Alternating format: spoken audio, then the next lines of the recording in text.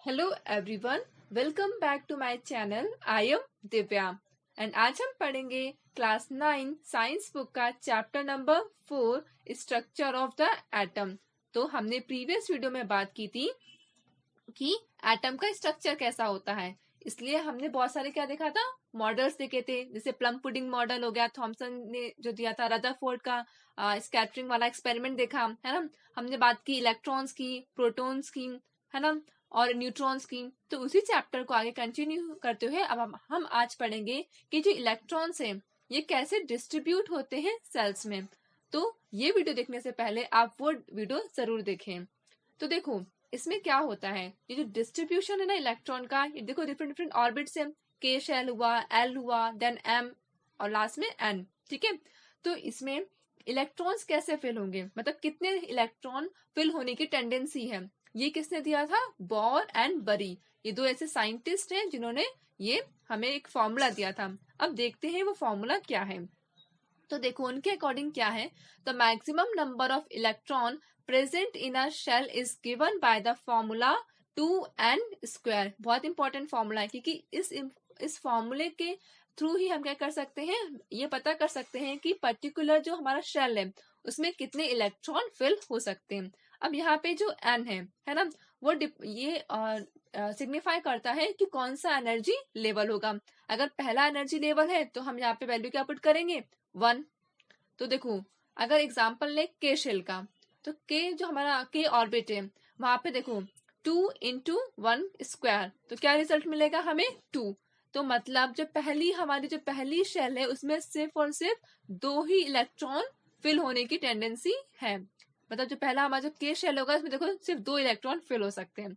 अब बात करें वही सेकेंड ऑर्बिट की। सेकेंड ऑर्बिट क्या है हमारा, एल शेल। तो वहां पे देखो फॉर्मूला क्या बनेगा, 2 × 2², तो कितना रिजल्ट आएगा, 8 आएगा। तो हमारा जो दूसरा शेल है उसमें कितने इलेक्ट्रॉन फिल होंगे, टोटल 8। सिमिलर अगर हम यही फॉर्मूला ऐसे अप्लाई करते जाएंगे तो थर्ड जो हमारा ऑर्बिट होगा उसमें टोटल 18 इलेक्ट्रॉन फिल होंगे। जो फोर्थ ऑर्बिट होगा उसमें 32 इलेक्ट्रॉन फिल होंगे। ठीक है, तो ये फॉर्मूला है। अब सेकेंड रूल ये कहता है the maximum number of electrons that can be accommodated in the outer most orbit is 8। और जो जो आउटर मोस्ट जो ऑर्बिट होगी उसमें सिर्फ और सिर्फ 8 इलेक्ट्रॉन ही फिल हो सकते हैं। Electrons are not accommodated in a given shell unless the inner shell are filled। हाँ, सबसे पहले जो हमारा इनर शेल है, देखो पहले इसमें 2 इलेक्ट्रॉन फिल होंगे। ठीक है, उसके बाद जब इसमें 2 इलेक्ट्रॉन फिल होने की टेंडेंसी है, क्योंकि ये क्या है हमारा पहला शेल है, उसके बाद ही हम दूसरे शेल में इलेक्ट्रॉन्स फिल करेंगे।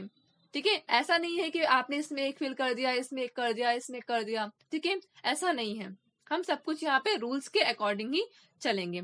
तो पहले जब इनर शेल कंप्लीटली फिल हो जाएंगे उसके बाद ही हम नेक्स्ट शेल पे इलेक्ट्रॉन्स को फिल करेंगे। थर्ड है electrons are not accommodated in a given shell unless the inner shell are filled. That is the shell are filled in a step wise, मतलब स्टेप वाइज हम fill करेंगे। Atomic structure of the first 18 element is shown systematically. अब हमारा जो periodic table है उसमें जो पहले 18 एलिमेंट्स हैं, ठीक है, उनके स्ट्रक्चर देखो ऐसे बने हैं। हीलियम का एटॉमिक नंबर क्या होता है, सॉरी हाइड्रोजन है, एटॉमिक नंबर कितना होता है उसका, 1। तो देखो 1 इलेक्ट्रॉन शो है। हीलियम एटॉमिक नंबर 2, देखो 2 इलेक्ट्रॉन है। Lithium atomic number 3। ठीक है, तो पहले वाले शेल में कितने इलेक्ट्रॉन फिल होने की टेंडेंसी है, सिर्फ 2। देखो 2 इलेक्ट्रॉन फिल है। उसके बाद हम बात करेंगे नेक्स्ट शेल में, तो नेक्स्ट शेल में हम गए तो वहां पे कितने इलेक्ट्रॉन फिल हुए, 1। टोटल कितना हो गया, 3। तो इस तरीके से हम क्या करते हैं, इलेक्ट्रॉन्स को फिल करते हैं। ऐसे ही सिमिलरली पूरे जो हमारे 18 एलिमेंट्स हैं वो यहाँ पे शो करके दिखाया गया है।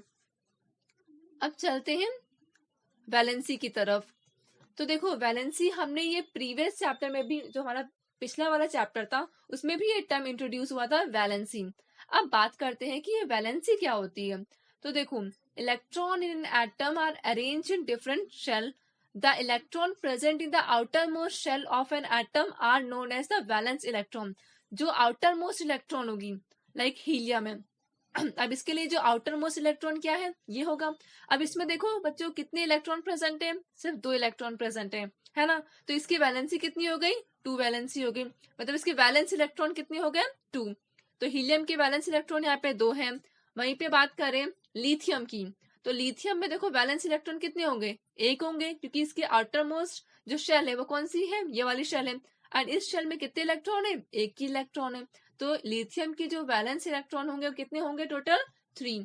तो इस यही बताता है कि जो आउटर मोस्ट शेल होगी उसमें कितने एटम प्रेजेंट हैं, है ना, सॉरी एक एटम की आउटर मोस्ट शेल में कितने इलेक्ट्रॉन्स प्रेजेंट हैं, ये हमें बताता है उसकी वैलेंस इलेक्ट्रॉन्स की वैल्यू देगा।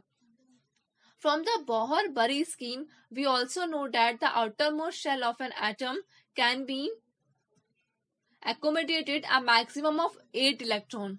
हाँ, हमने जो उनका रूल पढ़ा था बोर एंड बरी का, उसमें ये भी था कि जो आउटर मोस्ट जो हमारी शेल होगी उसमें सिर्फ और सिर्फ 8 इलेक्ट्रॉन ही एकोमोडेट हो सकते हैं। It was observed that the atom of elements having completely filled outermost shell show little chemical activity।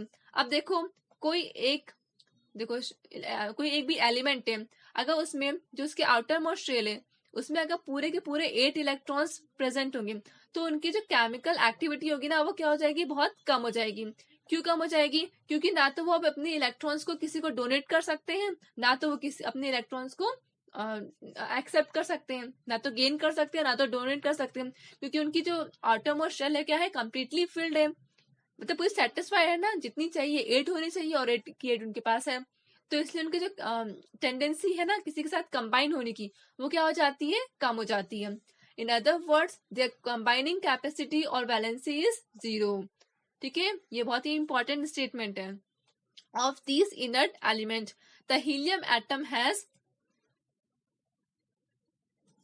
2 electron in its outermost shell. हमने अभी ऊपर देखा था कि जो हीलियम एटम है, ठीक है, देखो हीलियम एटम है, ठीक है, उसमें क्या है, सिर्फ 2 इलेक्ट्रॉन से उसके आउटरमोस्ट शेल में, ठीक है। Have atom with 8 electron in the outermost and all other elements have atoms with 8 electrons in the outermost shell। और हीलियम के अलावा और जितने भी इनर्ट गैस है लाइक आर्गन हो गया, है ना, लिथियम हो गया, इन सब के जो आउटरमोस्ट शेल है उसमें कितने इलेक्ट्रॉन्स है, 8 इलेक्ट्रॉन्स है। तो इससे क्या पता चलता है कि ये जो सारे एलिमेंट्स है वो क्या है, इनर्ट है नेचर में। इनर्ट मतलब क्या है कि वो इनएक्टिव है, वो किसी के साथ भी रिएक्ट नहीं हो सकते। क्यों नहीं हो सकते, क्योंकि जो उनके आउटर मोस्ट शेल है उसमें कंप्लीटली फिल्ड क्या है, इलेक्ट्रॉन्स है। तो the combining capacity of atom of other element that is their tendency to react and form molecule with the atom of the same और डिफरेंट एलिमेंट was thus explained as an attempt to attain a fully filled outermost shell। अब outermost shell which had 8 electron, ठीक है, was said to possess an octet। जिसका outer most shell है, ठीक है, उसमें 8 इलेक्ट्रॉन है तो उसे क्या बोलेंगे, ऑक्टेट है। Atoms would thus react so as to achieve an octet in the outer most shell. This was done by sharing, gaining और लूजिंग इलेक्ट्रॉन। ठीक है, अब क्या करते हैं, हम इलेक्ट्रॉन्स को शेयर करते हैं, या तो हम उसको डोनेट करेंगे या तो एक्सेप्ट करेंगे, ताकि जो हमारी आउटर मोस्ट शेल है उसमें कंप्लीट टोटल 8 इलेक्ट्रॉन्स फुलफिल हो सके। This was done by sharing, gaining और losing electron. The number of electrons gained, lost or shared so as to make the octet of electron in the outermost shell give us directly the combining capacity of the element, that is the valence। ठीक है, इसी के base पे हमें क्या पता चलती है, उसकी वैलेंसी। ठीक है, जो कि हमने प्रीवियस चैप्टर में डिस्कस किया था। हाइड्रोजन हो गया, लिथियम हो गया, सोडियम हो गया, ये सारे जो एटम है ये कंटेन करते हैं 1 इलेक्ट्रॉन। इनका जो आउटरमोस्ट शेल होता है ना उसमें सिर्फ 1 इलेक्ट्रॉन होते हैं। अब क्या 1 इलेक्ट्रॉन है तो क्या ये स्टेबल होगा, नहीं होगा, क्योंकि रूल के अकॉर्डिंग क्या होने चाहिए, या तो 2 इलेक्ट्रॉन्स होंगे या तो 8 होने चाहिए। ठीक है, तो इसके लिए क्या इजी होगा कि 1 इलेक्ट्रॉन इसको डोनेट कर दे। अब जब ये इलेक्ट्रॉन को डोनेट कर देगा तो क्या हो जाएगा, ये स्टेबल हो जाएगा फिर। ठीक है, तो जो हाइड्रोजन है, जो लिथियम है, ये सोडियम है, ये सब कंटेन करते हैं 1 इलेक्ट्रॉन को। ठीक है, इनके आउटरमोस्ट शेल में। Therefore, each on one of them can lose 1 electron। अब ये सब क्या करेंगे, अपने 1 इलेक्ट्रॉन को लूज कर देंगे। और जैसे ही इलेक्ट्रॉन को लूज कर देंगे तो क्या हो जाएगा, इनके ऊपर +1 चार्ज आ जाएगा। ठीक है, अब प्लस क्यों आया, क्योंकि ये लोग क्या कर रहे हैं, अपने इलेक्ट्रॉन को दे रहे हैं। तो अगर कोई भी अपने इलेक्ट्रॉन को देता है तो उसके ऊपर पॉजिटिव चार्ज आ जाता है। ठीक है, वहीं पे अब देखो ये सब क्या है, मेटल्स हैं। मेटल्स के पास टेंडेंसी होती है अपने इलेक्ट्रॉन को लूज करने की, ठीक है। So they are said to have valence of 1, तो इनके पास कितनी वैलेंसी हो गई 1। अब इसी तरीके से हम मैग्नीशियम, एल्यूमिनियम की वैलेंसी पता कर सकते हैं। अब देखो मैग्नीशियम का एटॉमिक नंबर क्या होता है, देखो, ठीक है। तो जो मैग्नीशियम है उसका जो एटॉमिक नंबर, देखो यहाँ पे हम बात करते हैं, तो उसका एटॉमिक नंबर 12 होता है, ठीक है। अब हम अगर मैं इसका स्ट्रक्चर बनाऊं तो पहले शेल में कितने इलेक्ट्रॉन होंगे, पहले शेल में 2 इलेक्ट्रॉन्स होंगे, ठीक है।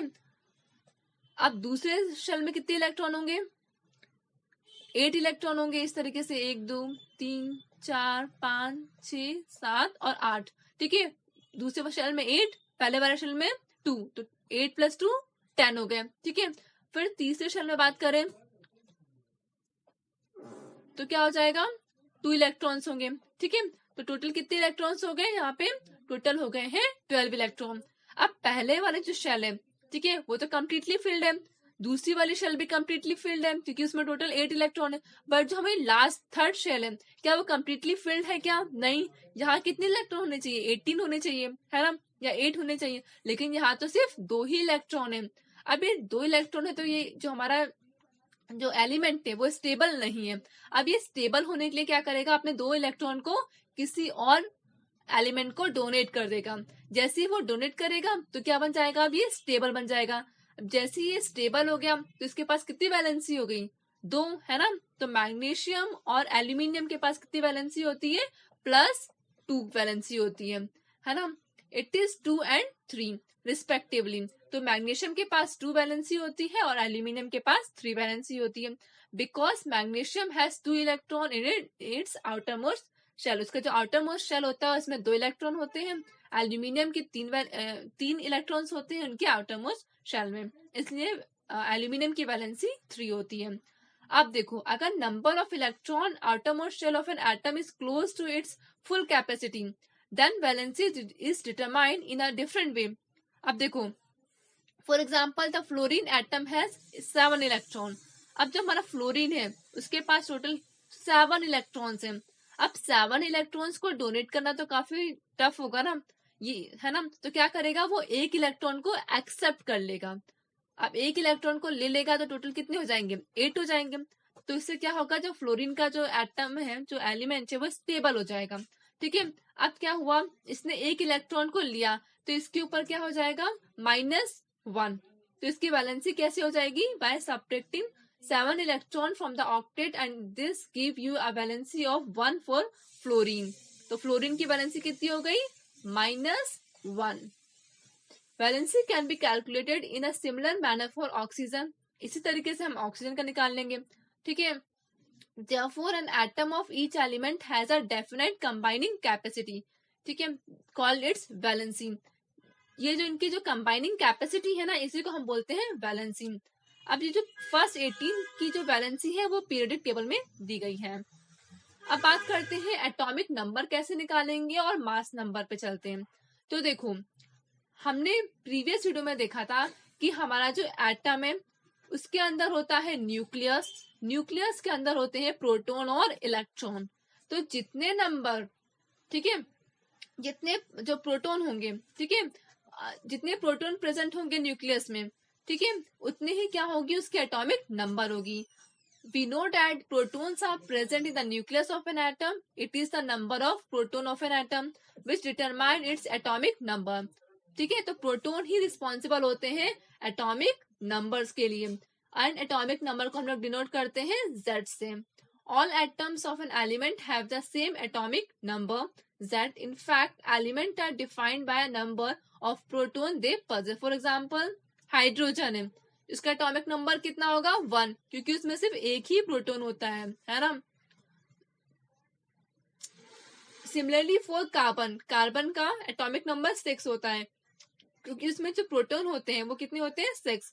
Therefore, the atomic number is defined as total number of proton present in the nucleus of an atom. तो एटॉमिक नंबर टोटल किसके ऊपर डिपेंड करता है, ये टोटली डिपेंड करता है कि कितने प्रोटॉन्स प्रेजेंट होंगे पर्टिकुलर एटम में।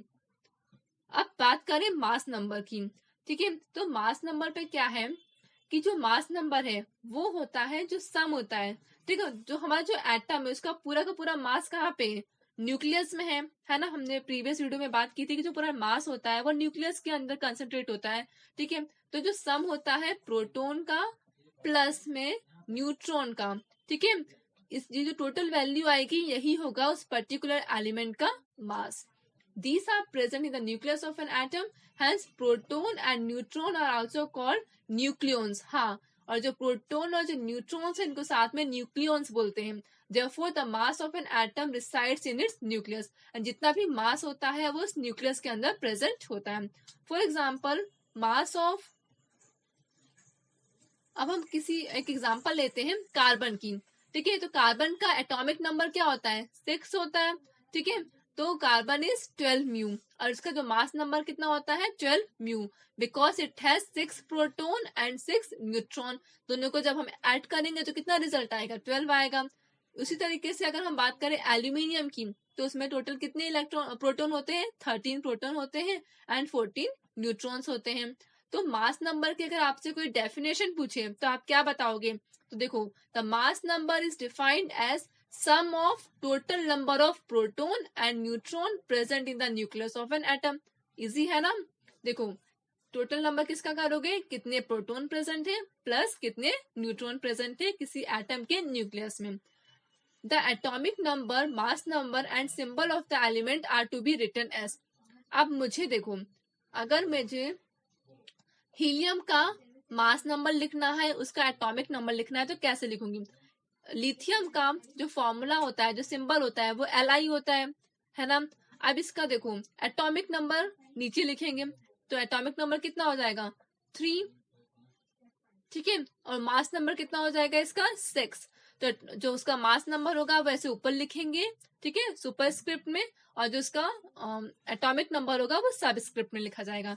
तो ये स्टैंडर्ड फॉर्म है किसी भी एलिमेंट का मास नंबर और एटॉमिक नंबर लिखने का, ये तरीका है। इस तरीके से हम लिखते हैं।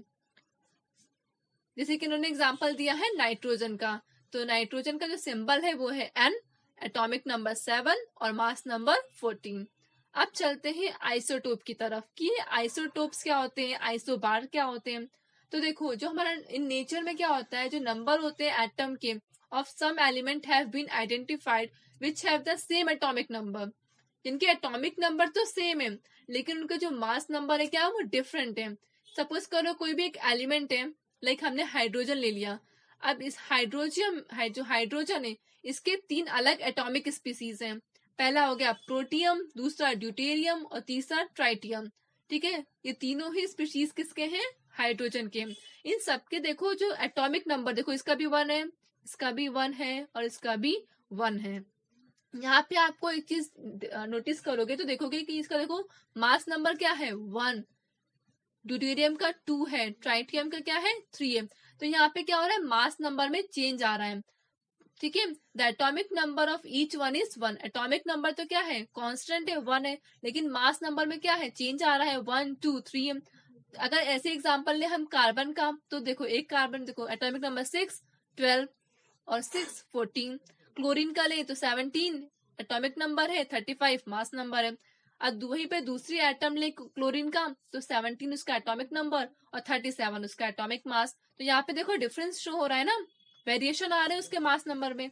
तो on the basis of this example isotopes are defined as. अब हम कैसे इस एग्जाम्पल के बेस पे आइसोटोप को डिफाइन करेंगे, तो देखो the atom of the same element having the same atomic number. ऐसे एलिमेंट, ऐसे मतलब एटम जो सेम एलिमेंट ही होने, ठीक है, उनके ऐसे एटम जिनका एटॉमिक नंबर तो सेम हो लेकिन मास नंबर डिफरेंट हो, उन्हें हम बोलते हैं isotopes. Therefore, we can say that there are 3 isotope of hydrogen। हम कह सकते हैं ना कि हाइड्रोजन के 3 आइसोटोप हैं, प्रोटियम, ड्यूटेरियम और ट्राइटियम। वहीं पे बात करें किसी और एलिमेंट की, तो मैं बहुत सारे एलिमेंट है जो कंसिस्ट करते हैं mixture of isotopes. Each isotope of an element is pure substance. And ऐसा नहीं है कि ये मिक्सचर ये इम्प्योर है, ठीक है, जितने भी आइसोटोप्स हैं एलिमेंट के वो सब क्या है प्योर है।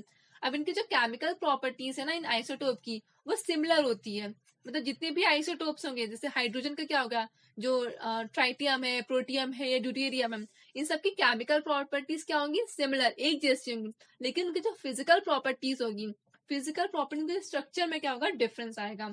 ठीक है, क्लोरीन अकर करता है नेचर में 2 आइसोटोपिक के फॉर्म में। ठीक है, पहले का जो मास है 35 म्यू है, दूसरे वाले का 37 म्यू है, रेशियो ऑफ 3:1।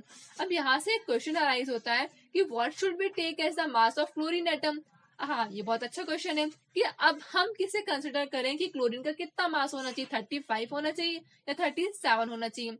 तो देखो उसके लिए क्या हुआ, the mass of an atom of any natural element is taken as average mass of all the naturally occurring atom that element. मतलब इनका जो एवरेज होगा, हम दोनों को ऐड करेंगे, डिवाइड करेंगे 2 से, तो जो भी रिजल्ट आएगा वो उसका एटॉमिक मास होगा।